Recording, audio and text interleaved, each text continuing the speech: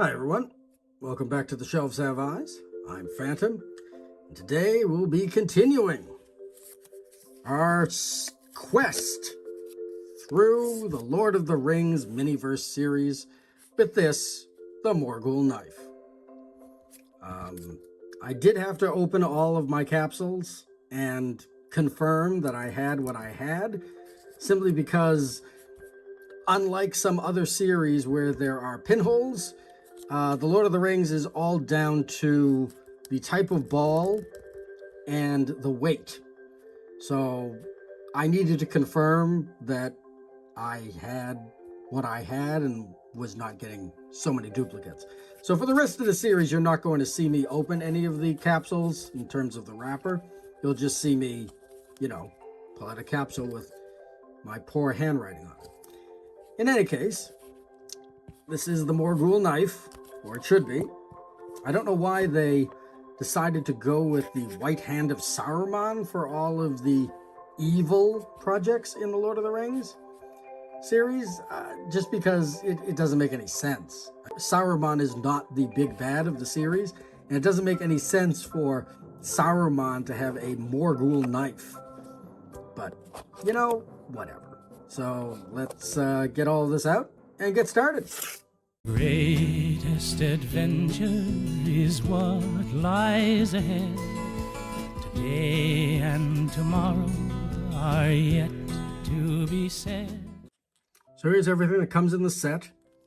We've got yet another piece of the Middle-earth map here. The resin bottle now has the White Hand of Sauron on it, and the weapon stand is in clear. For what reason, I'm not exactly certain, considering the Morgul blade really was not something that required it to be hidden. So look at the instructions. We have our full checklist, but this is what we'll be making today, which is, it's a Morgul knife, not a Morgul blade. I don't know why I was... Well, that's what it's called in the movie. It's a Morgul blade. Anyway. So it's a Morgul knife. And let's take a look at the instructions. So it's seems like it's exactly the same. There are even fewer steps to this because we're not bothering putting any kind of powder in this. It's just the steel resin that we used for the Sauron's Mace ultra rare. So it's really just dump it into the mold, cure, and then take it out, and that's it. How will we get started on that?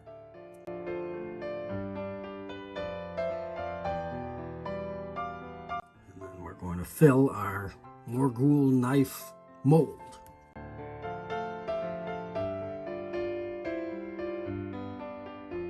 Wow, is Lord of the Rings really this difficult to get out? I don't remember it being so difficult to get the resin out of the bottle. It seems really difficult to get the resin out of the bottle. Need to top this off just a little bit more. Just a little bit more into the mold.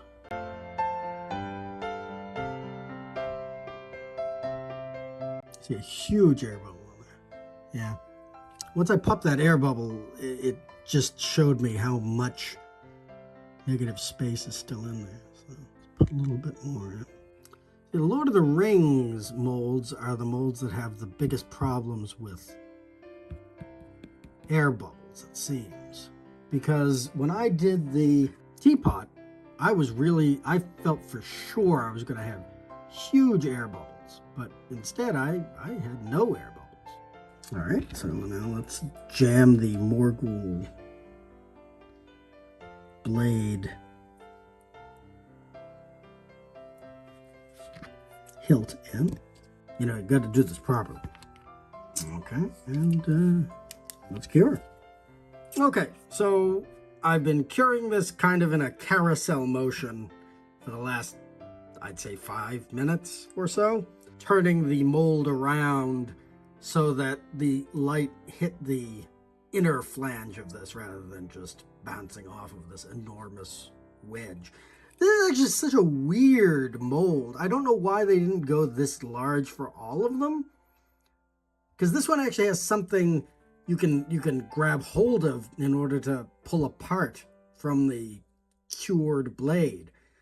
It just seems like a no-brainer that you should make all of your molds like this, or like the kitty cat teapot. But, you know, whatever. I'm just remembering all the problems I had with Sting and with the white knives that wouldn't have been an issue if the mold was this large. But in any case, let's yank these wings apart so we can get at the blade. And let's hope that the blade stays... Oh, there we go. It stays intact. It's a little warped, but it looks all right. It looks all right. Looks pretty all right. I guess I didn't put a lot of resin in the top of the mold because it doesn't seem like there's a lot of resin here on the hilt. It just seems like there was just enough to get it to adhere so that it came out in one clean piece. It is a little bendy. It's not sticky though. It's just a little bent. That's probably just due to the mold. I don't know what they were thinking because this is not the steel resin that we used for Sauron's mace. This is just gray. So take from that what you will. Is the Morgul knife supposed to be hidden? Is it supposed to be part of the other world, the ring wraith world? Because this stand here is clear, just like the stand for limited edition Wraith World Sting. So I'm wondering if that's what they're implying. I don't actually know. I'll have to do some investigation on this this particular blade so that I'll have something for the upcoming lore section.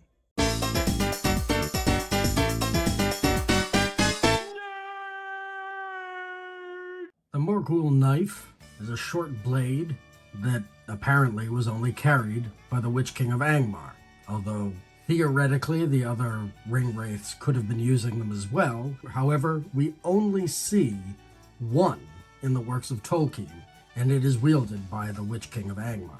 The only reference to it in the published works of Tolkien is its appearance in the Fellowship of the Ring, when the Witch King stabs Frodo Baggins at the Tower of Amonsul atop Weathertop Hill. The entire purpose of the blade is as a stabbing weapon.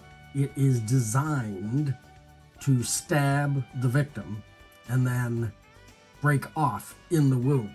And presumably that fragment of the blade that is inside the person's body then travels through it. Whether it continues to disintegrate like the rest of the blade or not is unclear. However, the fragment or fragments of the blade within the bloodstream gradually poison the victim and may turn the victim into a ring wraith or turn it into a creature that only exists in Wraith World. However, the only character to directly address that is Elrond. We cannot take Elrond's comment as absolute truth.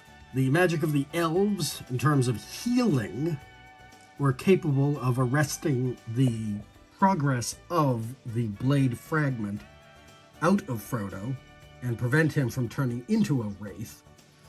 However, we are unsure whether that is something that any elf healer could reproduce, or whether that is simply due to the power of Elrond in Rivendell that was capable of doing that. Within the Fellowship of the Ring, Strider, or Aragorn, requests Athelas, or Kingsfoil, as a stopgap to slow the poison, but not completely stop it. Victims of a Morgul knife or Morgul blade have to actually be healed by elvish medicine in order to be completely cured of the ailment. But it's important to note that Frodo, for the rest of his days, on the anniversary of being stabbed by the Morgul knife, gets very ill and sick. And that continues as long as he resides in Middle-earth. It is only when he boards the last boats heading to Valinor that the pain completely goes away, is completely eradicated.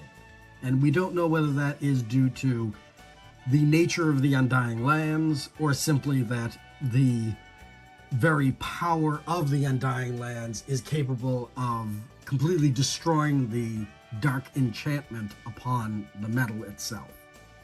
It's important to note that the Lord of the Rings wiki makes a connection between the effects of the Morgul knife and the black breath of the ring wraiths. However, there is not any kind of substantial footnotes regarding that, so we can't actually be sure that there is a connection between the evil, dark magic infused within the blades and the aura of evil that surrounds the ring wraiths and poisoned soldiers that were in close proximity to them at the Battle of the Pelennor Fields. However, it is anecdotally interesting because the black breath, or evil breath, was a pestilential wind that blew out of Angband during the First Age and was capable of causing sickness in the people that breathed it in. We don't know if that was due to the evil, the inherent evil of Angband, brought about by Witch-king or Sauron's influence over the orcs. But it is an interesting connection to make with the wider Tolkien universe. Well, that was a lot, wasn't it? So how about we check this off our list? Greatest adventure is what lies ahead. Today and tomorrow are yet to be said. So here we are at the end, and we didn't even need any of these pieces. I mean, I'm happy that they gave me another hilt, just because that means I could make another one if I so chose. But we didn't need the anvil or the hammer or the rasp. There was no sharpening required for this particular set. Not that I ever sharpened really any of the Lord of the Rings sets that we've done so far. But it's okay. I don't think this is a fantastic thing. It's okay.